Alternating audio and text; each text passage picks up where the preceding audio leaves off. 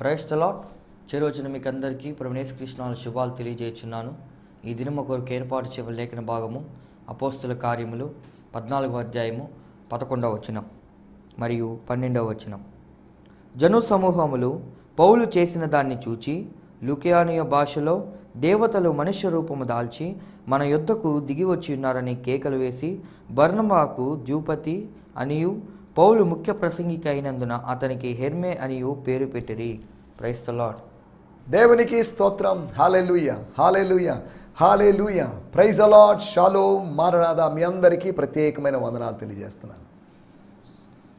దేవుని బిడ్డలుగా మనందరం ఇలా కలుసుకోవడం, ఒకవేళ దేవుని బిడ్డలం అంటున్నప్పుడు నన్ను దేవుని సేవకునిగా చెప్పుకొని మీరు దేవుని బిడ్డలు, నేను కూడా దేవుని బిడ్డనే, దేవుని సేవకులు కూడా దేవుని బిడ్డలే. మన మధ్యలో ఆ తారతమ్యాలు లేవు. అందరూ దేవుని సేవకులు, అందరము దేవుని సేవించడానికి. కాబట్టి మీరు ఆరాధన చేస్తూ పాటలు పాడుతూ ఒక విశ్వాసిగా ఉంటూ సేవించడం కావచ్చు. నేను వాక్యాన్ని బోధిస్తూ వాక్యాన్ని ఉపదేశిస్తూ స్వార్థ ప్రకటిస్తూ నేను సేవించడం అనే పని కామన్ పని. సంఘానికి, సంఘములో ప్రతి వ్యక్తికి సేవించడం, సర్వీస్ అనేటువంటి పని కామన్గా అప్పగించబడింది. కాబట్టి మనకు కామన్గా అప్పగించబడిన పని, ఈ పని కొంతమందికే, అనాయింటెడ్ పీపుల్కే, లేకపోతే ఆర్డైన్డ్ పీపుల్కే అని అనుకోకుండా మనందరం ఈ బాధ్యత, రాజులైన యాజక సమూహమై ఉన్నాం. We are the royal priesthood by the grace of God. పాత నిబంధన యాజకత్వం లాగా అటువంటి యాజకత్వంలో పలాని గోత్రాల్లో పలాని వాళ్లే చెయ్యాలి అనేటువంటి నియమ నిబంధనలు ఏమి లేవు. పిలుపు కలిగిన ప్రతి వాడు దీనిలోకి రావచ్చు. ఇది లేవి గోత్రపు లేవి క్రమము కాదు, ఇది మెల్కీసెదెకు క్రమం. సరే, మెల్కీసెదెకు క్రమం అంటే ఏంటి అనేటువంటి వివరాల్లోకి మనం వెళ్ళలేదు. కానీ సమయంలో మన దేవుని వాక్యాన్ని ధ్యానించుకుందాం. నిన్న మనము విశ్వాసాల గురించి, ఒక 5 రకాల విశ్వాసాల గురించి మనం మాట్లాడుకున్నాం. 5 రకాల విశ్వాసాలు అంటే విశ్వాసపు వేరు స్థాయిల గురించి మనం మాట్లాడుకున్నాం. ఒకటి, స్వస్థత కొరకైనటి విశ్వాసం. స్వస్థత కావాలంటే విశ్వాసం కావాలి. స్వస్థతకి మెడిసిన్ కదా కావాల్సింది. స్వస్థత వరం కలిగిన వ్యక్తి యొక్క ప్రార్థన సరిపోతుంది కదా, సరిపోతుందేమో. కానీ అన్నిసార్లు వీళ్ళ విశ్వాసమును బట్టి కాదు.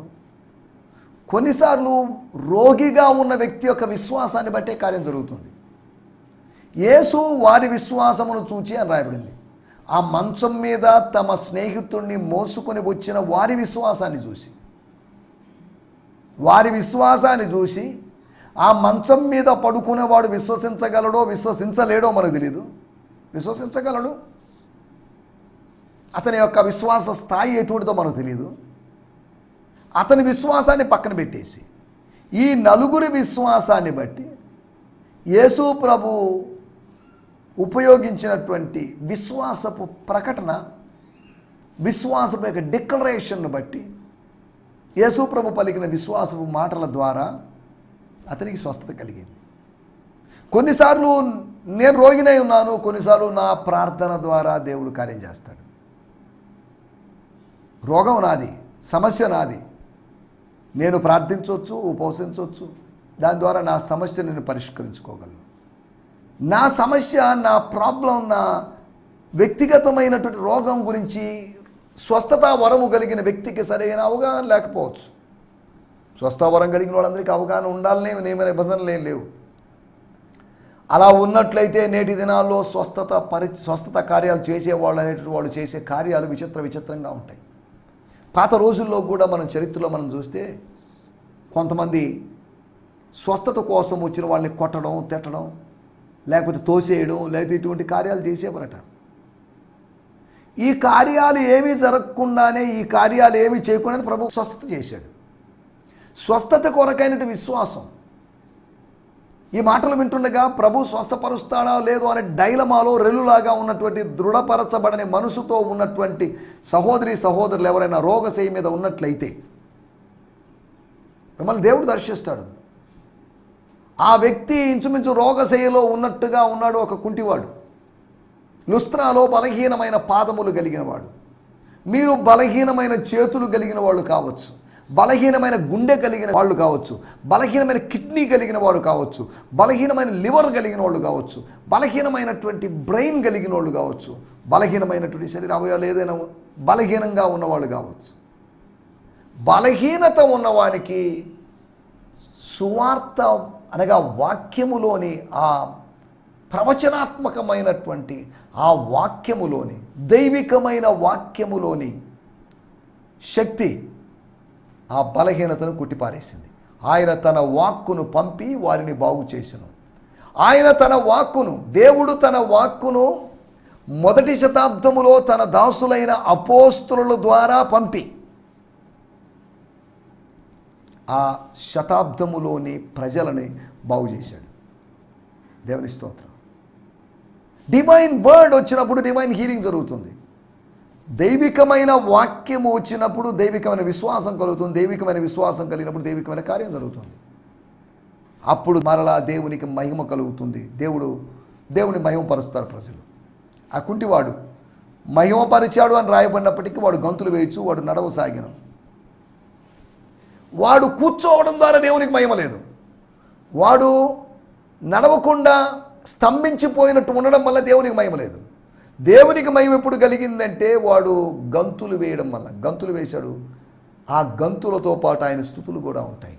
ఆ ఎగ్జైట్మెంట్కి కారణం ఏంటి? నాకు ఒక కార్యం చేశాడు దేవుడు. ఒక సాక్షిగా ఆయన గంతులు వేశాడు. ఆ గంతులు సాక్ష్యంగా ఉన్నాయి. వాడి నడక సాక్ష్యంగా ఉంది. నడకే సాక్ష్యం, మన జీవితమే సాక్ష్యం. అలాగని సాక్ష్యం చెప్పొద్దని కాదు.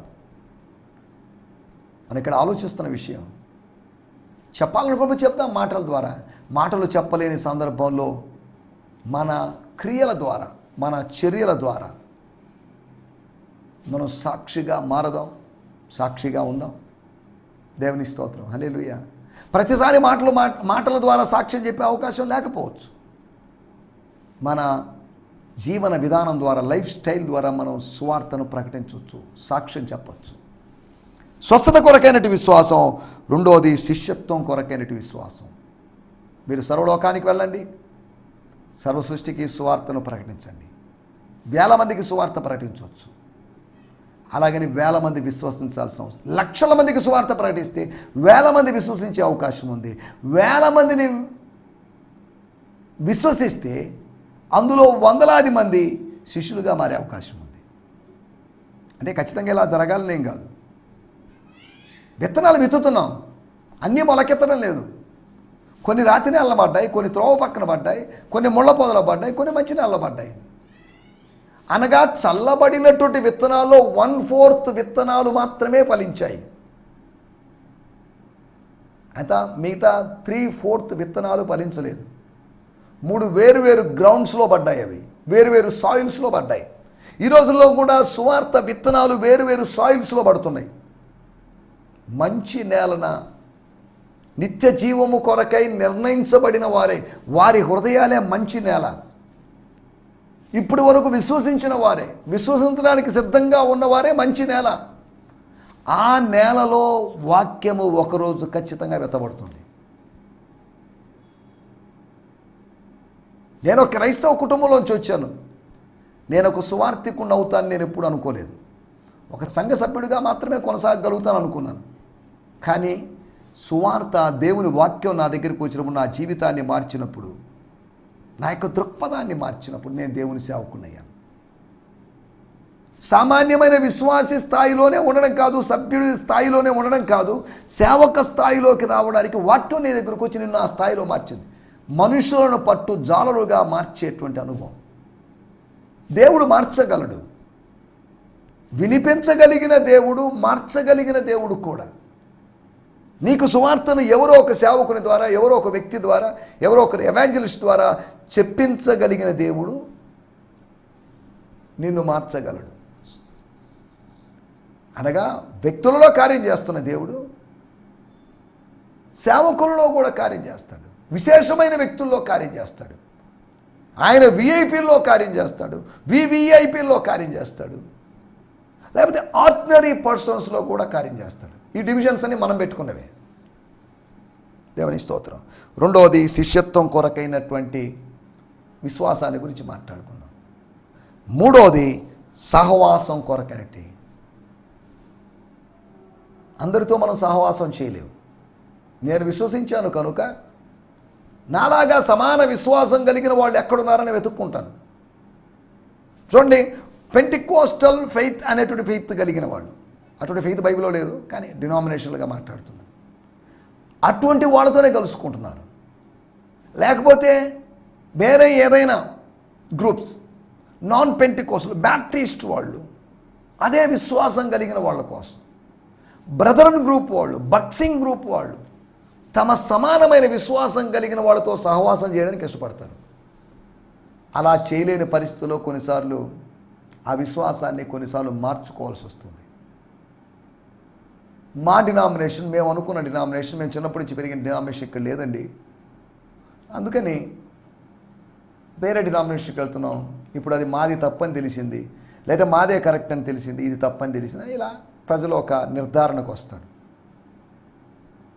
మేము కేరళలో మా తల్లిదండ్రులు వాళ్ళు సిరియన్ ఆర్థోడాక్స్ జాకోబైట్ అనేటువంటి గ్రూపుకు సంబంధించిన వాళ్ళు, యాకోబా సముదాయం అని చెప్పబడినటువంటి ఆ గ్రూపుకు సంబంధించిన వాళ్ళు జాకోబైట్స్, సిరియన్ ఆర్థోడాక్స్. ఇప్పుడు అదే విశ్వాసం అదే కరెక్ట్ అనిపించింది మాకు అనిపించి చిన్న వయసులో ఉన్నప్పుడు. తర్వాత క్రమంగా మేము ఇక్కడ ఉండడాన్ని ఆంధ్రప్రదేశ్కి రావడం, లేకపోతే నెల్లూరు జిల్లా లేదా సోమశిల ప్రాంతానికి రావడం, అక్కడికి వచ్చి వేరే చర్చ్ వేరే విధానాలు చూడటం, అరే ఇదేంటి అది కరెక్టా ఇది కరెక్టా అని డైలమాల్లోంచి బయటపడి అక్కడ ఉన్నదానికన్నా పూర్వపు దానికన్నా ప్రస్తుతం ఉన్నది బాగుంది అనిపించింది. ఇది వాక్యాన్ని ఇంకా మళ్ళీ దేవుడు మమ్మల్ని రీఫార్మ్ చేస్తూ వచ్చాడు. కొర్నేలి అనేటువంటి ఆయన మొదట అన్యుడిగా ఉన్నాడండి, తర్వాత యూదుడుగా మారాడు. అక్కడితో ఆగిపోలేదు రిఫార్మేషన్. జెంటైల్గా ఉన్న వ్యక్తి జూయిష్ పర్సన్గా మారాడు, జూయిష్ పర్సన్గా ఉన్న వ్యక్తి జీసస్ పర్సన్గా మారాడు.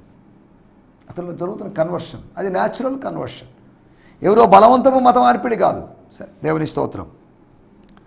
నాలుగోది స్వర్గ ప్రవేశం కొరకైనటువంటి విశ్వాసం.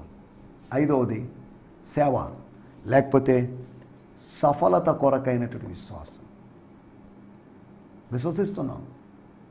ఈ టీవీ కార్యక్రమం వల్ల మీకేం ప్రయోజనం అండి అని ఎవరైనా అడగొచ్చు, అడిగిన వాళ్ళు కూడా ఉన్నారు. వాళ్ళకి నేను చెప్పే సమాధానం ఒకటే, ఏదో ఆశించడం లేదు, నేను వెతుకుతున్నాను, ఒక పని చేస్తున్నాను, ప్రభు పని చేస్తున్నాను. ఎంతమంది వ్యూవర్స్ ఉన్నారా, ఎంతమంది సబ్స్క్రైబ్ చేశారా, ఇవన్నీ నేను ఆలోచించడం లేదు. నేను విత్తుతున్నాను. ఈ విత్తనము శక్తి కలిగినది. నేను విత్తేది నా మాటలు నా ఆలోచనలు విత్తడం లేదు, దేవుని వాక్యం విత్తుతున్నాను.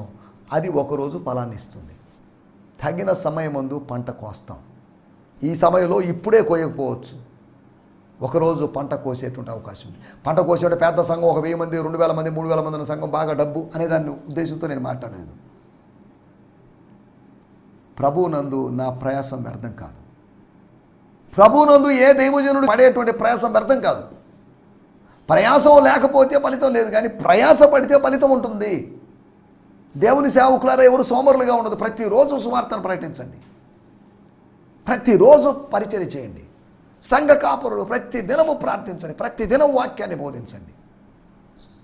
దేవుని స్తోత్రం. నేను ఇంచుమించు ప్రతిరోజు వాక్యం బోధిస్తూనే ఉంటాను. నేను ఉదయం సాయంత్రం, లేదా ఉదయం సాయంత్రం 2 పూటలు, లేదా 3 సార్లు 4 సార్లు వాక్యం చెప్పిన సందర్భాలను రోజుకి. సరే, ఈ టీవీ స్టూడియోకి లేకపోతే ఛానల్ దీనికి వచ్చామనుకోండి, రికార్డింగ్ చేసే ప్లేస్కి వచ్చామనుకోండి, ఒక్కసారి 6 మెసేజ్లు 8 మెసేజ్లు 10 మెసేజ్లు, ఇంచుమించు 26-28 నిమిషాలు ఉన్న మెసేజ్లు ఇంచుమించు ఒక 6, 7, 8 ఇచ్చేస్తున్నాం. అనగా దేవుని వాక్యం ప్రకటించాల్సిన బాధ్యత ఉంది. సువార్తను ప్రకటించకపోతే నాకు శ్రమ, సువార్తను ప్రకటించకపోతే సంఘానికి శ్రమ, శాపం. కాబట్టి సువార్తను ప్రకటిద్దాం. వేరు విశ్వాసాల గురించి మనం ఇలాగ 5 విశ్వాసాల గురించి మనం మాట్లాడుకున్నాం.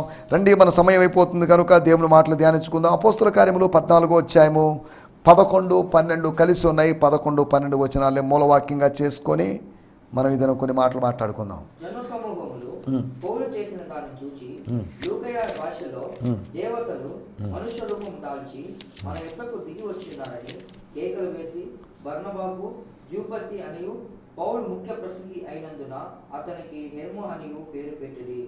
చాలండి. ఇంగ్లీష్ బైబిల్లో 11, 12 సెపరేట్గా ఉన్నాయి, విడివిడిగా ఉన్నాయి. నేను చదువుతున్నాను. వెన్ ద క్రౌడ్స్, ఆ జనసమూహము, లుస్త్రాలోని జనసమూహము, లుస్త్రా ప్రజలు, saw the miracle Paul had done. Paul చేశాడు, పౌలు చేశాడు, బర్నబా చేశాడు, వాళ్ళు చేశారు అనుకుంటున్నారు. కానీ వీళ్ళ వెనుకాల దేవుడు ఉండి అదృశ్యంగా ఉన్నటువంటి ఆ వ్యక్తి దేవుడు చేశాడు అనే సంగతి, వాళ్ళు చేయలేదు, వాళ్ళ చేత దేవుడు చేయించాడనే సంగతి వాళ్ళకి తెలియదు. ఆత్మీయ అందులైన వాళ్ళు, ఆత్మీయ గుడ్డి వాళ్ళైన వాళ్ళు. When the crowd saw, when the folks or multitude saw the miracle, కుంటివాడు నడవడం అనే మిరకిల్, కుంటివాడు గంతులు వేయడం అనే మిరకిల్, తన జీవితంలో మునుపెన్నడు నడవని వాడు నడవడం అనే మిరకిల్, కూర్చోవడం తప్ప నడవడం కానీ పడుకోవడం కానీ లేని పరిస్థితిలో ఉన్నటువంటి ఆ విచిత్రమైన ఆ కుంటివాడు, వాడు నడిచాడు. వాడు ఎక్కడికి వెళ్ళాడో మనకు తెలియదు. దేవాలయంలోకి వెళ్ళాడో లేదా ఎక్కడికి వెళ్ళాడో మనకు తెలియదు. సమాజ మందిరంలోకి వెళ్ళాడో మనకు తెలియదు. లేకపోతే వాళ్ళ ద్విపతి మందిరానికో లేకపోతే మనం వీటిలోకి వెళ్ళలేదు. కానీ అదొక అద్భుతం. లుస్త్రా మొత్తం ప్రతిధ్వనించిన మోగిపోయినటువంటి దైవ కార్యం అది. అది పబ్లిక్ టాక్ అయిపోయింది, పబ్లిక్ ఇష్యూ అయిపోయింది. మీకు తెలుసా, పట్టణంలో ఎవరైనా అదే మాట్లాడు, మీకు తెలుసా, ఏం తెలుసా, ఏంటి? అదేనండి, ఆ కుంటివాడు నడుస్తున్నాడు. ఏ కుంటివాడు అప్పటి వరకు నడవలేదు. ఏ బలహీన పాదములు కలిగిన వాడు, నువ్వు నడవడానికి నీకు బలం కావాలి, అతనికి బలము లేదు. అతని పాదములకు, చీలమండలములకు దేవుడు బలమును కలుగు చేశాడు. దేవుని స్తోత్రం. తల్లి గర్భంలోంచి వచ్చినప్పుడు బలము పాదాలకు రాలేదు. వారసత్వంగా రావలసినటువంటి శారీరక బలము రానప్పుడు దైవికంగా వచ్చింది ఒక బలం. ఆ బలం అతన్ని నడిపించింది. They shouted in their own language, వాళ్ళ యొక్క సొంత లాంగ్వేజ్లో, వాళ్ళ సొంత భాషలో, లేకపోతే వాళ్ళ సొంత యాసలో వాళ్ళు మాట్లాడారు. వాళ్ళ లైకోనియన్, గ్రీకు కాదు, గ్రీకు కన్నా కాస్త తేడాగా ఉన్నటువంటి లాంగ్వేజ్ కావచ్చు, one of the European languages. ఇప్పుడు ఆ లాంగ్వేజ్ ఉందో లేదో మరి, అంతరించిపోయిందో. భాషలు అంతరించిపోతుంటాయి, కొత్త భాషలు పడుతుంటాయి, అలా జరుగుతుంది. ఒక భాషలో, లేకపోతే భాష కూడా పక్కన పెట్టేసాను, they shouted, they started shouting. అతడు నడవడం మొదలుపెట్టాడు, వీళ్ళు కేకలు వేయడం మొదలుపెట్టారు. ఒక దృశ్యం, ఒక శ్రవణం, ఒక ఆడియో, ఒక వీడియో, విజువల్స్ అన్నమాట అవి. ఇక్కడ జరుగుతున్నటువంటి విషయం. When the crowd saw the miracle Paul had done, Paul చేసినటువంటి అద్భుతము చూసినప్పుడు they shouted in their own language. ఇది అద్భుతమని కేకలు వేయలేదు, వాళ్ళు కేకలు వేసిన అద్భుతము చేసిన వారిని గురించిన కేకలు. The gods have come down to us as men. దేవతలు దేవతల్లాగా రాలేదు, దేవతలు మనుషుల్లాగా వచ్చారు, దేవతలు వీళ్ళలాగా వచ్చారు, దేవతలు ఈ ఇద్దరు రూపంలో వచ్చారు. మన బర్నబా అనేటువంటి ఈ సహోదరుడు, మన జూయస్, లేకపోతే మన హెర్మే, ద్యూపతి అనేటువంటి మనము సేవించేటువంటి మన ట్రెడిషనల్ గాడ్స్ వాళ్ళే ఇలా వచ్చారు. వీళ్ళని మనుషులను అనడానికి వీల్లేదు. వీళ్ళకి పేర్లు వేరే ఉండొచ్చు, వీళ్ళు యూదులై ఉండొచ్చు, కానీ వీ బిలీవ్ దట్ వాళ్ళ యొక్క విశ్వాసాన్ని బట్టి వాళ్ళు కేకలేశారు. నకిలీ విశ్వాసం, నిజమైన విశ్వాసం కాదులేండి, ఫాల్స్ ఫెయిత్. ఆ ఫెయిత్ని బట్టి వాళ్ళు చేసినట్టు proclamation, the gods have come down. దేవతలు కాదు, దేవుళ్ళు కాదు, దేవుడు ఒక్కడే ఉన్నాడు, మళ్ళీ ఇదేంటి అని వాళ్ళు ఏమాత్రం ఆలోచించలేదు. అనగా వాళ్ళు బహుదేవతారాధనలో ఉన్నటువంటి, అనగా పాలిథియిస్టిక్ ఫెయిత్లో ఉన్నటువంటి ప్రజలు, మోనోథియిస్టిక్ ఫెయిత్లో ఉన్నటువంటి ప్రజలు కాదు, ఏకేశ్వర ఆరాధన చేసేటువంటి ప్రజలు కాదు. They addressed Barnabas as Zeus and Paul as Hermes. మీరు మా సరిహద్దులోకి, మా ప్రాంతంలోకి, మా గూడెంలోకి, మా కాలనీలోకి వచ్చారు కాబట్టి వీఆర్ చేంజింగ్ యువర్ నేమ్స్. మీరు మనుషులని మీరు చెప్తుంటే మేము ఒప్పుకోం. No, we don't agree with that. Now outside of the city stood the temple of Zeus అది 13లో ఉంది కనుక మనం చదవడం లేదు. నేను చదువుతున్నాను, వాడుక భాషలో కూడా చదవడానికి మనం ప్రయత్నం చేస్తాం. 11, 12 జనసమూహంలో పౌలు చేసిన దాన్ని చూచి లుకయోనే చేసింది కాదు, ఆయన చెప్పిన దాన్ని విని అయిండొచ్చు. అంతేగా, ఆయన ఏం చేయలేదు. పౌలు ప్రసంగం చేశాడు, లేచి నడవమన్నాడు, నడిచాడు, అంతవరకే. ఆయన చేయబట్టుకొని కూడా ఏమీ లేదు, లేకపోతే ఉమ్మి వేసి ఏదో చేసింది, పాదాలకు పూసింది, అటువంటిది ఏమీ లేదు. ఆయన చెప్పాడు, అంతవరకే. ఇక్కడ రాబడిన జనసమూహంలో పౌలు చెప్పిన దానిని, పౌలు చెప్పిన తర్వాత జరిగిన దానిని చూచి, అది ట్రాన్స్లేషన్. ఎలా ఉండాలి ట్రాన్స్లేషన్ అనగా, జనసమూహంలో వాళ్ళ దగ్గరికి వచ్చినటువంటి, వాళ్ళ ఊరికి వచ్చినటువంటి పౌలు అనేటువంటి, బర్నబాతో వచ్చినటువంటి పౌలు అనేటువంటి వ్యక్తి చెప్పింది, దాని ఫలితంగా జరిగిన దాన్ని చూసి, స్తోత్రం, వాళ్ళ సొంత భాషలో, స్తోత్రం, ఆ సొంత భాష పౌలుకి అర్థమైందో లేదో మరి మనకు తెలియదు, ఆ సొంత భాష బర్నబాకి అర్థమైందో లేదో మరి తెలియదు. వాళ్ళకి అర్థమైంది, దిస్ ఈజ్ నాట్ నెగిటివ్, ఇదేదో పాజిటివ్ లాగుంది, ఇది కానీ బిబ్లికల్ కాదు, this is not divine, this is not real, this we should not encourage this అని అనుకున్నారు. వాళ్ళకి అర్థం కాని భాషలో అవతలవాడు కేకలేస్తున్నాడు. శత్రువు కొన్నిసార్లు మనకు అర్థం కాని భాషలో కేకలేస్తాడు, అర్థం కాని నినాదాలు చేస్తాడు. ఒక నినాదం తీసుకువచ్చారు, సంతోష సందర్భంలో వాళ్ళు వేసిన కేకలు, వాళ్ళ గురించిన కేకలు. మన ఎద్దుకు దిగి వచ్చినారని కేకలు వేసిరు. బర్నబాకు ద్యుపతి అనియు, పౌలు ముఖ్య ప్రసంగేంద్ర అతనికి హెర్మే అనియు పేరు పెట్టిరి. వాళ్ళ భాషలో ఏదో పేర్లు పెట్టారు, వాళ్ళకేం అర్థం కాలేదు. దేవుని స్తోత్రం. మన ఇక్కడ ఆలోచిస్తున్న విషయాలు వాడుక భాషలో చదువుకుందాం. స్తోత్రం. పౌలు చేసింది చూసి ప్రజలు తమ లూకేయ భాషలో మానవులు బృహస్పతి రూపంలో దేవుళ్ళు దిగి వచ్చారు అని బిగ్గరగా అన్నారు. బర్నబాను ద్రౌపది అని ప్రధాన ఉపన్యాసకుడు కాబట్టి, ప్రధాన ప్రసంగికుడు, చీఫ్ ప్రీచర్ గనుక, గెస్ట్ స్పీకర్ గనుక పౌలును హెర్మే అని పిలిచారు. పేరు పెట్టారని కాదు, పిలిచారు. వాళ్ళు అలా అడ్రస్ చేశారు. ఓ పౌలు గారు అని కాదు, ఓ బర్నబా గారు అని కాదు వాళ్ళని పిలిచింది. ఓ ద్రౌపది గారు, ఓ హెర్మే గారు, ఓ జ్యూయస్ గారు, ఓ హెర్మే గారు అని పిలుచుకున్నారు. సరే, దేవుని స్తోత్రం. మన ఇక్కడ ఆలోచిస్తున్న విషయాలు, దురభిప్రాయాలు. మన టైటిల్ మిస్కాన్సెప్షన్స్. అపోస్తల కార్యములు 12వ అధ్యాయాలు అనుకుంటాను, దాని గురించి మాట్లాడుకుని అక్కడ కొన్ని దురభిప్రాయాల గురించి నేను బోధించినట్టు గుర్తు. దురభిప్రాయాలు ఎక్కడైనా మనకు కనిపిస్తాయి. కాలము గడిచే కొద్దీ ప్రజల్లో దురభిప్రాయాలు మారుతుంటాయి. దురభిప్రాయము కొన్నిసార్లు మంచి అభిప్రాయంగా కూడా మారచ్చు. ఒకటి, మనుషుల్ని దేవతలుగా అనుకున్నారు, మనుషుల్ని దేవుళ్ళుగా భావించారు. అదొక దురభిప్రాయం. మనిషినిగానే చూడండి, మనిషిని దేవుడిగా చూడొద్దు. పశువుల్ని దేవుళ్ళుగా చూస్తున్నారు, దేవుళ్ళ రూపాలుగా చూస్తున్నారు. కానీ మనిషిని పశు రూపంలో చూస్తూ ఉండడం విచారకరమైన విషయం. మనిషిని మనిషి స్థాయిలో చూడండి. పశువులు పూజిస్తున్నారు కొంతమంది, కానీ కొన్ని పశువుల్ని పూజించిన వాళ్ళు మనుషుల్ని పశువులుగా చూడడం, అది ఎంత పాపం అనేది అర్థం చేసుకోవాలి. మనిషిని మనిషిగా చూడకపోవడం పెద్ద పాపం, మనిషిని పశువుగా చూడడం పెద్ద పాపం. చూడండి, మనిషి పశువుగా మారడం ఒక పాపం, మనిషి మనిషిగా ఉండడమే అదే మానవత్వం, అదే దివ్యత్వం, దేవత్వం. దేవుని స్తోత్రం. రెండో విషయం నేను మీకు జ్ఞాపకం చేస్తాను. అపోస్తల కార్యములు 14వ అధ్యాయము 5వ వచనంలో రాయబడింది,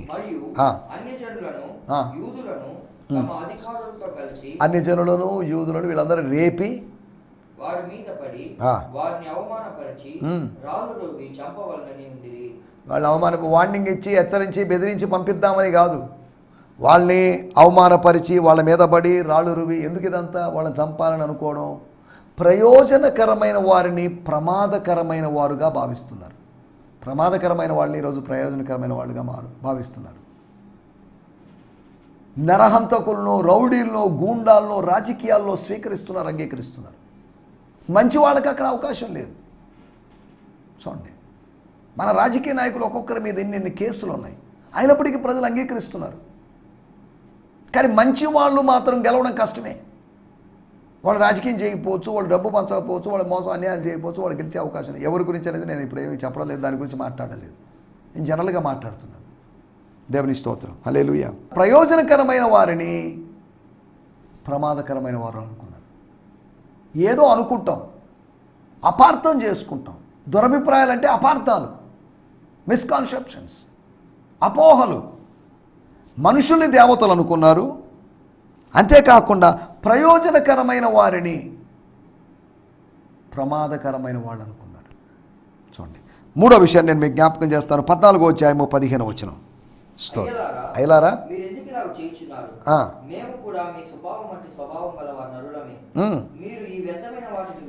మీరు ఈ వ్యర్థమైన వాటిని విడిచిపెట్టండి. కొనసాగించండి, పర్లేదు. మేము ఉన్నప్పుడు కొనసాగించొద్దని కాదు, మీరు అసలు కొనసాగించొద్దు. You should stop this nonsense. ఈ వ్యర్థమైన వాటిని మీరు వదిలిపెట్టండి. అనగా వ్యర్థమైనది కాదు అని వాళ్ళు అనుకుంటున్నారు, వ్యర్థమైనది అని పౌలు చెప్పాడు. వాక్యం దృష్ట్యా, దేవుడు తమకు అనుగ్రహించిన ప్రత్యక్ష దృష్ట్యా ఈ కార్యక్రమాలు, ఈ తతంగం, ఈ లావాదేవీలు, ఈ సాంగ్యాలు, ఈ ట్రెడిషన్స్ అన్నీ వ్యర్థమైనవి. వ్యర్థమైన వాటిని అర్థవంతమైన వాటిగా భావిస్తున్నారు. యూజ్లెస్ వాటిని యూస్ఫుల్గా భావిస్తున్నారు. అపోహలు, అపార్థాలు, దురభిప్రాయాల గురించి మనం మాట్లాడుకుంటున్నాం. ఒకటి, మనుషుల్ని దేవతలు అనుకున్నారు. రెండోది, ప్రయోజకుల్ని ప్రమాదకరమైన వాళ్ళు అనుకున్నారు. మూడోది, వ్యర్థమైన వాటిని అర్థవంతమైన వాటిగా అనుకున్నారు. నాలుగో విషయం నేను చెప్పి ముగిస్తాను. 14వ అధ్యాయము 19వ వచనం.